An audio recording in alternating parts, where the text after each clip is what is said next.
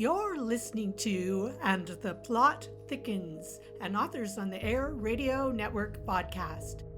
Join your host, suspense and horror writer Jeff Crawford, as he explores the art of creating tension and mood with authors from a wide variety of genres. Find out more about Jeff and his books at authorjeffcrawford.com. And now, meet today's author guest. Hey up and welcome to And the Plot Thickens, proudly part of the Authors on the Air Global Radio Network. I'm your host, Jeff Crawford, and my producer is Carrie Schaefer.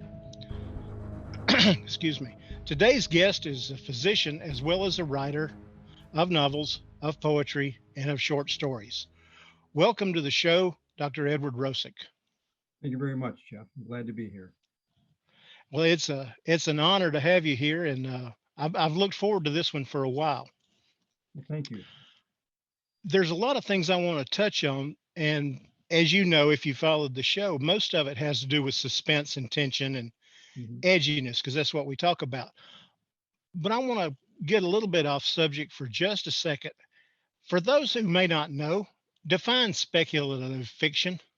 Yeah, great question. So speculative fiction is fiction that is not straight literature. Speculative fiction, you would generally falls in the realm of genre, science fiction, fantasy, horror.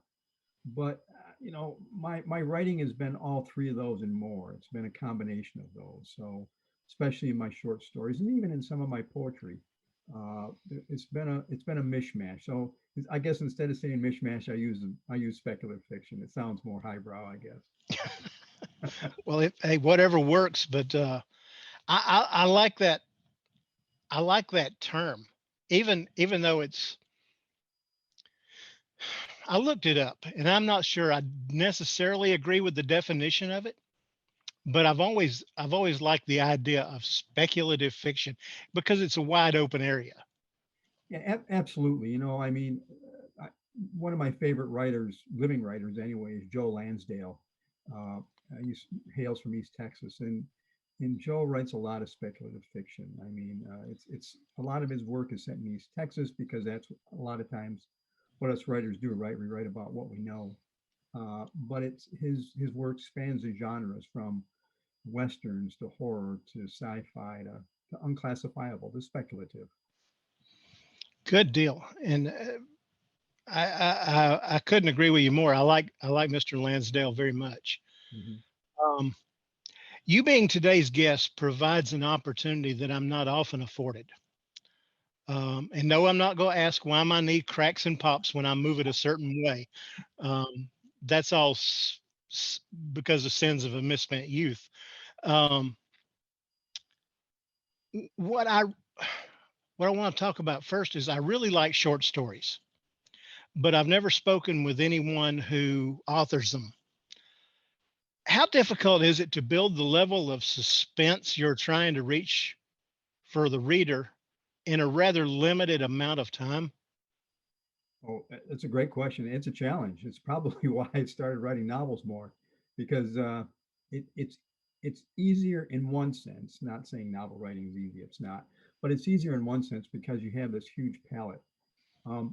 I look at writing, especially fiction writing, or actually any kind of writing, nonfiction also, as a painting. And I say that because my painting and drawing abilities are stickmen at best, so I can't do that. But I look at it, at least in my mind, as a painting, right? I have this huge palette called either the computer screen or in the bad old days, the typewriter and the piece of paper.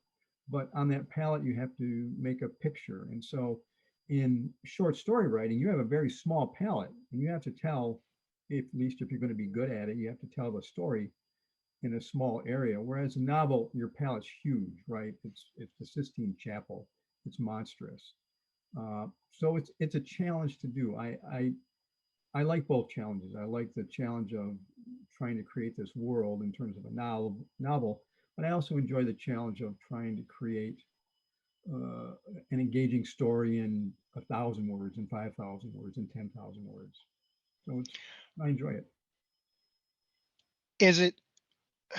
See, I never had thought about it in terms of painting. Hmm. Uh, and that's a great way of putting that. Is it you can, for me to get in my head, you could almost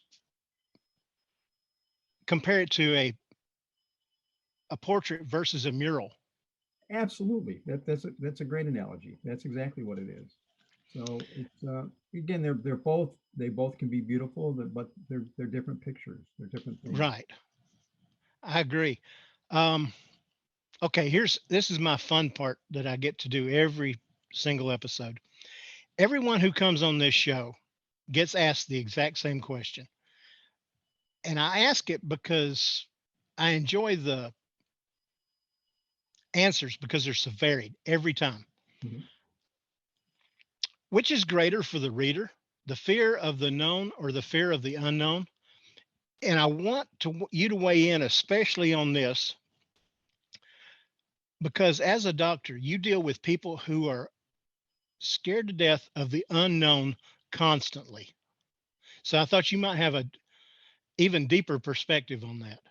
Yeah, it's certainly the fear of the unknown. That's not even a question because our minds make up things, right? It's in anything. It's in conversations we have to have with our significant other, and we're worried about something that's going to go really bad. And 99% of the time, that's not the case at all. It's a lot less. It's the fear of the unknown, and that's one of the reasons I like doing speculative fiction, especially horror, because you can have that unknown, right? You create the unknown. You create a certain uh, a certain ambiance that readers hopefully will be drawn into and and scared and mystified and entertained. I agree. The in your mind's eye, you're always going to make the unknown. Not always. Most of the time, you're going to make it worse than it really is. Right, right. And so I guess it gives the writer the ability to really skirt around the edges for a short period of time in a short story or for 80,000 words in a novel until you just can't take it anymore. Exactly, exactly. And you're exactly right. In a short story, the payoff has to be quick, or it should be generally should be quick. Not always. Again, there's no absolutes, right? But in a novel, at least in my novel, in Deep Roots, there's a buildup over 70, 80,000 words till the payoff. Okay, you're taking a walk or you're watching something on the tube and an idea hits for a new work. Um, Writers get asked that question all the time, where it comes from. Well, nobody knows. Most of the time, you don't know. It's it's just there. All of a sudden, it's there. But you get an idea, and it's a good one, and you decide to. It's interesting, and you're going to explore it, and you're ready to do something with it. How do you decide if it's best suited for a novel or a short story or a piece of poetry? Wow, that's a great question. Probably right off the bat, I don't. Some Again, not always. Sometimes I do. Um, I've been writing a series of short stories anywhere from 5 to 10,000, 12,000 words about a group of slackers, high school slackers in Detroit. And the first story, the first idea for the story really came up almost fully born, meaning fully formed out, which hardly ever happens. Normally, it's exactly what you said. There's an idea or a scene or a thought.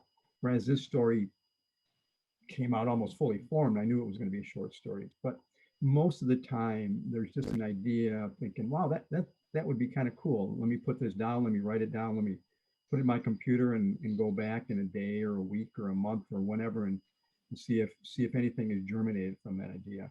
Right. A lot of times nothing germinates. It's just a good idea and nothing comes of it. But sometimes something will come of it. So Do you this isn't on my list, but do you keep a file of rejects that you go back and visit later? that's a good question. I used to do that in my early my writing career had much when my skin was much less thick as it is now. Now, It's part and parcel. I mean, I've been publishing short stories. I've been publishing poetry and short stories for 30 plus years, and I still expect to get 90+% rejection, because that's, to me, that's maybe I'm just not a good writer. Maybe that's maybe that's too high, but that's what I expect. And so anytime somebody takes it, gives me a positive feedback or says, yeah, we want to buy your story, we want to publish your story, it's a great thing. Otherwise, it's just part of the business. What's your favorite or your go-to tool for creating tension or edginess or suspense in a book? Is it a character or is it a setting or what? Oh boy, that's a tough question to answer, Jeff. I think it really depends on what the story is telling me, what the story is demanding, what the story needs. Really, it can be any or all the above. It can be dialogue, it can be narration, it can be scene, it can be senses. I think describing senses, i.e., smells, sounds, tactile touches, is really important. I think that really helps bring the reader in. I know I enjoy that in novels, and so I really try to incorporate that in my work. Is most, again, I'm going off script here, but is most of your stuff character driven or is it story driven? Probably character. I would say character driven. I think that's more my strength. But yeah, character. Is it because you're stronger at that? Is it because you enjoy that?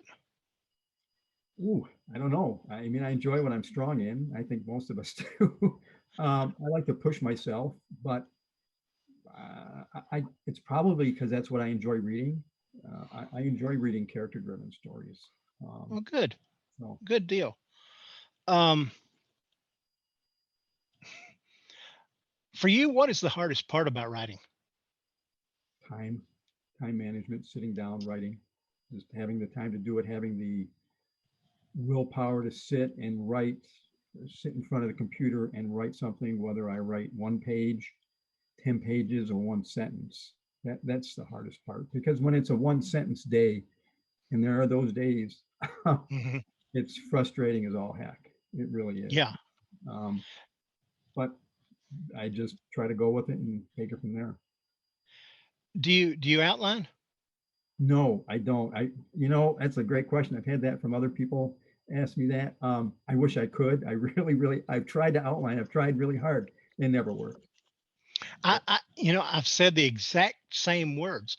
I wish I could, because in some ways it would make life a whole lot easier. Oh, absolutely, wouldn't it? It really Oh, would. it would. Okay, this is what I have to work on today.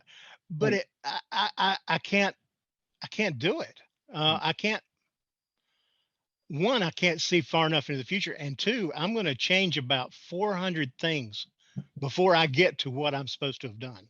Absolutely. Um, so I have a feeling there's more pantsers than there are plotters. I Yep. have a feeling there are. I agree. I don't know that, but I think there is. Yep. Um, this is a good one because you've got a,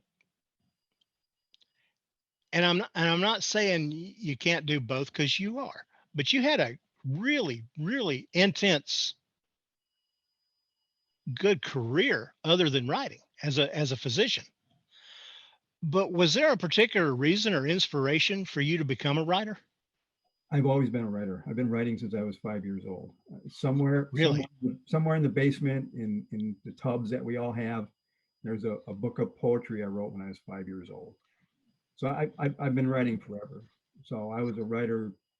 I've always been a writer. So Did medicine do you was, remember reading something somewhere that says, "Oh, I want to do that," or mm-mm. is it just Uh, that's another great question. I remember, again, probably 5 years old, 5, 6. My folks brought me my dad gave me a little book of poetry that a colleague of his had written. And maybe that set me off. Maybe I thought, you know what, I can do that right at 5 years old. But I don't know. I've just always loved the written word. I've always loved to write. So that's great? I I had a neighbor that was a librarian, and they did all their discard stuff one day. And I think I was in first grade, and she brought me a hardback book written, and it was just called Daniel Boone. Mhm. And she knew I was an outdoorsy kind of a guy anyway. And I was, like I said, 5, 6 years old. And I started reading that book, and I read it over and over and over again. And after that, I can't ever remember a day when I wasn't reading. And it took 40 whatever years before I started writing. But I'm like you. I can't remember a time when the written word wasn't special. Right. Yep. Yeah. There's never been a time. Hopefully there never will be. Well, that's great. And I'm glad to hear that, man. We're getting sort of close to the end, but Okay. I want to make sure I get this in, especially. Tell everybody about your latest work and where they can find it and you. Sure. So my latest work is my novel, Deep Roots, horror novel set in Detroit. I grew up in Detroit, so again, write what you know. They can find it on my website at www.edrosick, that's EDROSICK.net.